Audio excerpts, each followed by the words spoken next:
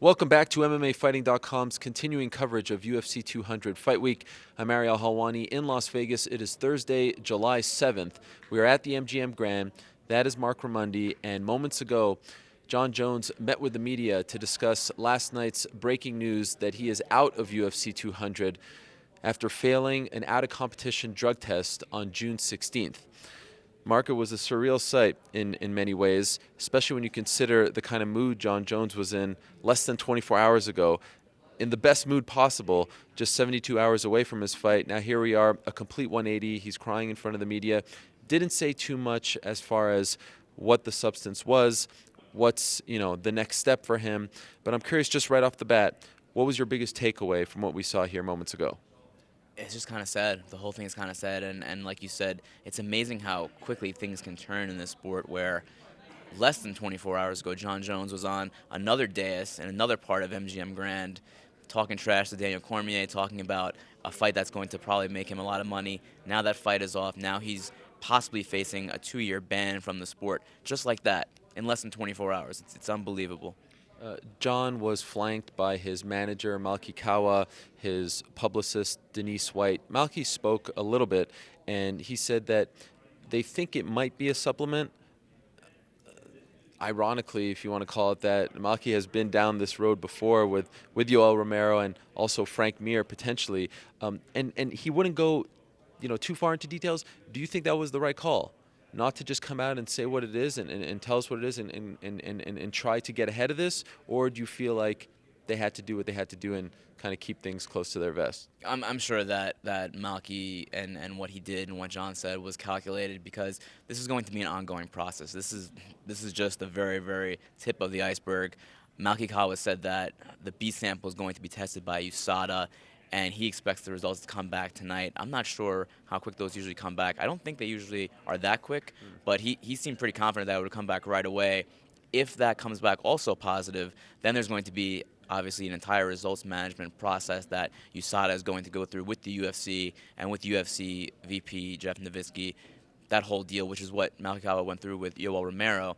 It does seem like they're going to go the tainted supplement route because Jon did say repeatedly on the dais today that he never knowingly took any performance enhancers, and he still does not believe in performance enhancers. So the defense is going to be he didn't knowingly take anything.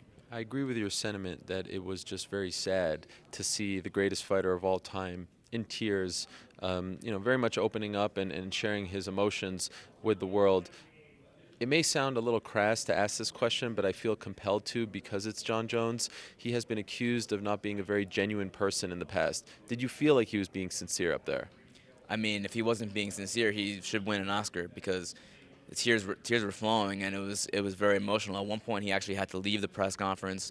His PR person, Denise White, actually went back, and he eventually came back when he felt a little bit better. But even after that, he broke down in tears again. They needed to get tissues on him to bring him on stage, and it's such a strange thing to see someone who can be so dominant in fighting. So fighting is obviously a very savage, a very testosterone-fueled sport, and to see someone who's so good at that aspect of it and be so ruthless in the octagon sit here and break down and cry in front of you, it's a very strange sight and probably a very humbling experience for him. Jon is facing a potential 2-year suspension from USADA.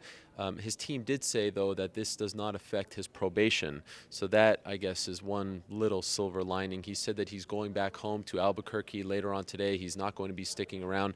And I did have a brief chance to speak to Daniel Cormier this morning. He is still managing his weight. He is still hoping that they will find him an opponent at the 11th hour, it seems, because the weigh-ins are tomorrow, and that he'll be able to fight at UFC 200 on Saturday night. We spoke a bit about this last night, but now that you've had a chance to sleep on it just for a few hours, what are you leaning towards? You still hoping that they call up Michael Bisping? I've heard that that's kind of a long shot at this point, but what do you think happens with Daniel Cormier? What are you hoping for? I'm just hoping at this point for a fight for Daniel Cormier and for him to get the money that he rightfully deserves. This guy has been through so much. He's been working toward this Jones fight now for over a year. He had to wait for Jones to come back, and he's been training and preparing. He's coming off a knee injury, and for him to be here after all of that work and all of that mental anguish and not even get a paycheck out of it is just heartbreaking. And I really hope they can find an opponent, whoever it is. If you want to step in, I'll do it.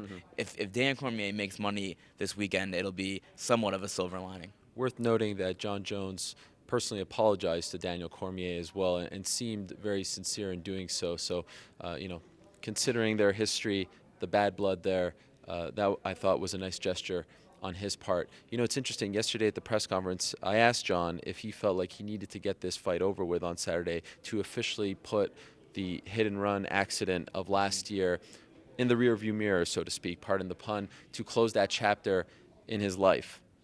Now he doesn't get a chance to do that, and I'm sure that's going to eat at him, and now he's facing more issues. Just when we thought we saw it all when it comes to Jon Jones, that saga continues. We never could have imagined this, but here we are. This is the beginning of what should very well be a memorable day here in Las Vegas. In a matter of moments, we are going to the open workouts. Then there's a UFC 202 press conference starring none other than Conor McGregor and Nate Diaz, tough finale weigh-ins, and then, of course, don't forget, Rafael dos Anjos and Eddie Alvarez are fighting for the lightweight title in a matter of hours. Dizzying stuff here in Las Vegas. We'll be with you all day long, all weekend long. Don't go anywhere. For now, we say goodbye. That is Marc. I am Ariel. Keep it locked here on MMAfighting.com.